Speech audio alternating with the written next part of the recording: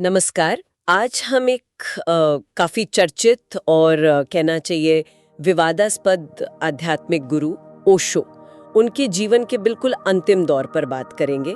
हमारा फोकस रहेगा उनके आखिरी दिनों पर, उनके गिरते स्वास्थ्य पर और जिसे उनके फॉलोअर्स महापरिनिर्वाण कहते हैं, मतलब जब उन्होंने शरीर छोड़ा। हमारे पास जो जानकारी है वो खास तौर पर इसी पीरियड की है, मतलब लेट 1980s से लेकर जनवरी 1990 तक। तो आज की बातचीत में हमारा इरादा क्या है? हम कोशिश करेंगे कि जो भी स्रोत हमारे पास हैं उनकी रोशनी में ओशो के निधन से जुड़ी जो परिस्थितियां थीं, जो घटनाएं थीं, उन्हें परत दर परत समझें। हम यहाँ कोई जजमेंट नहीं दे रहे हैं, बस जो फैक्ट्स और दावे सामने रखे गए हैं उन्हें साफ साफ आपके सामने रखने की कोशिश करेंगे। तो चलिए 1980 के दशक के उन आखिरी सालों में चलते हैं और देखते हैं कि ये कहानी कैसे सामने आती है। शुरुआत करते हैं ओशो के स्वास्थ्य से। 1980 का दशक जब खत्म हो रहा था तो उनकी सेहत लगातार बिगड़ रही थी। जानकारी ये भी है कि वो खुद भी इस बात को महसूस कर रहे थे। कहते थे कि शरीर अब पहले जैसा साथ नहीं दे रहा। गिरावट आई, उसे सही कॉन्टेक्स्ट में समझने के लिए हमें थोड़ा सा पीछे जाना होगा। जैसा कि रिकॉर्ड्स बताते हैं, 1985 में अमेरिका से उन्हें डिपोर्ट किया गया था। वहां उन्हें कुछ वक्त जेल में भी गुजारना पड़ा और फिर वो भारत वापस आए। इसके बाद उनकी सेहत जो गिरी, उसके बारे में ओशो का अपना एक नजरिया था। इसका जिक्र इन स्रोतों में है। हाँ, ये जरूरी बात है। क्या नजरिया था उनका? क्या कहते थे वो? देखिए, जो जानकारी हमारे पास है उसके हिसाब से ओशो ने खुद ये दावा किया था कि अमेरिकी जेल में जब वो थे तो उन्हें धीमा जहर दिया गया। उन्होंने किसी खास पदार्थ का जिक्र भी किया था, शायद थैलियम या कोई रेडियोधर्मी चीज। उनका मानना था कि इसी जहर के असर से उनका शरीर धीरे धीरे कमजोर पड़ता जा रहा था और उनकी इम्यूनिटी, मतलब रोगों से लड़ने की ताकत, खत्म हो रही थी। ये उनका अपना एक्सप्लेनेशन था अपनी गिरती सेहत का। अच्छा, तो मतलब वो अपनी शारीरिक दिक्कतों की वजह किसी बाहरी साजिश या हस्तक्षेप को मानते थे? हाँ, एक तरह से। और फिर 1987 के बाद तो हालत और बिगड़ने लगी। सही कहा आपने जी। हाँ बिल्कुल, 1987 के बाद से तो गिरावट बहुत तेजी से आई। स्रोत बताते हैं कि उन्हें रोजमर्रा के काम करने में भी बहुत मुश्किल होने लगी थी, जैसे चलने फिरने में दिक्कत, बोलने में तकलीफ, यहाँ तक कि नॉर्मल सांस लेने में भी उन्हें परेशानी महसूस होती थी। ये सिचुएशन न सिर्फ उनके लिए तकलीफ दे थी, बल्कि उनके आसपास के लोगों और डॉक्टरों के लिए भी काफी चिंताजनक थी। और जैसा कि जानकारी में है, डॉक्टरों के लिए भी ये समझना मुश्किल हो रहा था कि सेहत इतनी तेजी से क्यों गिर रही है। क्या स्रोत कुछ और बताते हैं इस बारे में? डॉक्टरों का क्या रिएक्शन था? स्रोत इस बात का जिक्र करते हैं कि डॉक्टरों के लिए ये गिरावट एक तरह से रहस्यमयी थी। मतलब उम्र और बाकी सामान्य चीजों के अलावा भी कुछ था जो वो पूरी तरह समझ नहीं पा रहे थे। उनकी शारीरिक हालत जिस रफ्तार से और जिस तरह से बिगड़ रही थी, वो थोड़ी असामान्य लग रही थी। और इसी रहस्य वाले पहलू ने बाद में उनकी मृत्यु से जुड़े जो अलग अलग नजरिए बने, उनको कहीं ना कहीं बल दिया। तो ये पृष्ठभूमि थी उनके आखिरी दिनों की। लगातार गिरता स्वास्थ्य, जहर दिए जाने का उनका अपना दावा और डॉक्टरों की थोड़ी उलझन। हाँ। और फिर वो दिन आया 19 जनवरी 1990। हाँ, 19 जनवरी 1990 पुणे के आश्रम में, जिसे अब ओशो इंटरनेशनल मेडिटेशन रिजॉर्ट कहते हैं, उनका निधन हो गया। जब ऑफिशियली अनाउंस किया गया तो मौत का कारण हृदय गति रुकना, मतलब हार्ट फेलियर बताया गया। ये वो जानकारी है जो आधिकारिक रिकॉर्ड का हिस्सा है। लेकिन यहीं पर कहानी में एक और एंगल आता है ना? हाँ। क्योंकि ओशो ने खुद जहर वाली बात कही थी। बिल्कुल सही।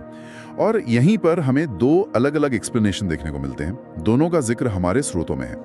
एक तरफ है ऑफिशियल कारण हार्ट फेलियर, लेकिन दूसरी तरफ उनके बहुत से करीबी सन्यासी और अनुयायी थे जिनका पक्का यकीन था कि मौत की असली वजह हार्ट फेलियर नहीं, बल्कि वही धीमा जहर था जिसका जिक्र ओशो अपनी जिंदगी के आखिरी सालों में लगातार कर रहे थे।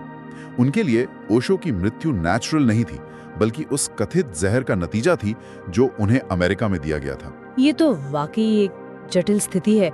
एक तरफ मेडिकल रिपोर्ट या आधिकारिक घोषणा है और दूसरी तरफ गहरा व्यक्तिगत विश्वास जो गुरु के शब्दों पर आधारित है। क्या स्रोत इस पर कोई रोशनी डालते हैं कि अनुयायियों के इस विश्वास का आधार क्या था? मतलब ओशो के अपने कहे के अलावा क्या कोई और सबूत या ऐसी किसी चीज का जिक्र है? देखिए, जो दस्तावेज हमारे पास हैं वो मुख्य रूप से अनुयायियों के विश्वास को ओशो के दावे से ही जोड़ते हैं। वो ये बताते हैं कि फॉलोअर्स के लिए ओशो का कहा हुआ शब्द ही सबसे बड़ा प्रूफ था। उनकी नज़र में ओशो की बिगड़ती सेहत, डॉक्टरों की समझ से परे गिरावट और फिर उनकी मृत्यु, ये सब उसी कथित जहर वाली कहानी के हिस्से थे। स्रोतों में किसी इंडिपेंडेंट फॉरेंसिक जांच या किसी ऐसे ठोस सबूत का जिक्र नहीं मिलता जो जहर वाले दावे को कंफर्म या खारिज कर सके। कम से कम पब्लिक डोमेन में जो जानकारी है उसमें तो नहीं। तो ये मामला मुख्यतः ऑफिशियल अनाउंसमेंट बनाम फॉलोअर्स के विश्वास का ही रहता है। और ये जरूरी है कि हम यहाँ साफ कर दें कि हम सिर्फ वही बता रहे हैं जो जानकारी हमें मिली है। हम किसी भी दावे का पक्ष नहीं ले रहे हैं, बल्कि दोनों नजरियों को सामने रख रहे हैं जैसा कि वे स्रोतों में दर्ज हैं। ये जानना दिलचस्प है कि कैसे एक ही घटना के दो इतने अलग अलग विवरण एक साथ मौजूद हैं। हाँ, और ये स्थिति ओशो के व्यक्तित्व और उनके जीवन के इर्द गिर्द जो विवाद रहे उनको भी कहीं ना कहीं दर्शाती है। वो एक ऐसे व्यक्ति थे जिन्होंने हमेशा स्टेटस को, यथास्थिति को चैलेंज किया। तो शायद ये ताज्जुब की बात नहीं कि उनकी मृत्यु को भी पारंपरिक एक्सप्लेनेशन से परे जाकर देखा गया। कम से कम उनके अनुयायियों ने तो देखा ही। उनके निधन के बाद क्या हुआ? उनके अंतिम संस्कार या समाधि के बारे में स्रोत क्या बताते हैं? उनके निधन के बाद जानकारी के मुताबिक उनका शरीर पुणे आश्रम में ही रखा गया। वहीं पर उनकी समाधि बनाई गई, जो आज भी दुनिया भर से आने वाले उनके फॉलोअर्स के लिए ध्यान और सम्मान का एक प्रमुख केंद्र है। और उस समाधि पर एक बहुत ही खास संदेश लिखा हुआ है जो उनके दर्शन का, उनकी फिलॉसफी का सार है एक तरह से। हाँ, वो मशहूर पंक्तियां, क्या आप उन्हें दोहरा सकते हैं? जरूर। उस समाधि पर लिखा है, Osho, never born, never died, only visited this planet earth between 11th December 1931, 19th January 1990। यानी ओशो कभी पैदा ही हुए, कभी मरे नहीं, सिर्फ 11 दिसंबर 1931 से 19 जनवरी 1990 के बीच इस पृथ्वी ग्रह का भ्रमण किया। कभी पैदा नहीं हुए, कभी मरे नहीं। ये अपने आप में बहुत गहरा और सोचने पर मजबूर करने वाला स्टेटमेंट है। जब हम इसे उनकी मृत्यु के संदर्भ में देखते हैं तो इसका क्या अर्थ निकलता है? अगर हम इसे सिर्फ एक फिजिकल इवेंट के तौर पर ना देखें, बल्कि ओशो के दर्शन के बड़े फ्रेमवर्क में देखें, तो ये कथन बहुत सिग्निफिकेंट हो जाता है। ये उनके मूल विचारों में से एक को दिखाता है कि इंसान का असली स्वरूप उसकी चेतना है, उसका कॉन्शियसनेस है, जो जन्म और मृत्यु के साइकिल से परे है, अजर अमर है। शरीर आता है जाता है, लेकिन चेतना, उसका अस्तित्व हमेशा रहता है। तो एक तरह से ये शिलालेख उनकी फिजिकल डेथ को मानते हुए भी उसे एक स्पिरिचुअल नजरिए से रीडिफाइन कर रहा है। बिल्कुल। ये कह रहा है कि जो ओशो नाम का व्यक्ति 1931 में आया और 1990 में चला गया, वो तो बस एक यात्रा थी, एक विजिट थी। असली अस्तित्व तो उस चेतना का है जो न कभी जन्म लेती है, न कभी मरती है। ये भौतिक अंत के सच के सामने एक आध्यात्मिक सच का दावा है, जैसा ओशो उसे समझते थे और सिखाते थे। ये उनके फॉलोअर्स के लिए एक रिमाइंडर भी है कि वो शरीर की मृत्यु पर शोक ना करें, बल्कि उस शाश्वत चेतना से कनेक्ट करें। ये दिलचस्प है, कैसे मौत के कारण को लेकर दो तरह की बातें हैं, ऑफिशियल और फॉलोअर्स का विश्वास, और फिर समाधि पर एक ऐसा संदेश है जो मौत के कॉन्सेप्ट को ही चैलेंज करता है। ये सब मिलकर ओशो के जीवन के अंतिम अध्याय को कैसा रूप देते हैं? ये सब मिलकर एक ऐसी तस्वीर बनाते हैं जो ओशो के पूरे जीवन की तरह ही जटिल है, मल्टी लेयर्ड है और कहीं ना कहीं रहस्यमयी भी है। उनके जीवन में हमेशा अलग अलग मत, विवाद और गहरे दार्शनिक सवाल जुड़े रहे, और उनकी मृत्यु भी इससे अछूती नहीं रही। स्वास्थ्य में रहस्यमयी गिरावट, जहर का वो अनसुलझा दावा, मृत्यु के कारण पर मतभेद और आखिर में समाधि पर लिखा वो गहरा संदेश, ये सब मिलकर उनके महापरिनिर्वाण को भी एक ऐसी घटना बना देते हैं जिस पर आज भी चर्चा होती है, सोचा जाता है। तो आज की इस पूरी बातचीत को अगर समेटें तो हमने क्या मुख्य बातें समझी?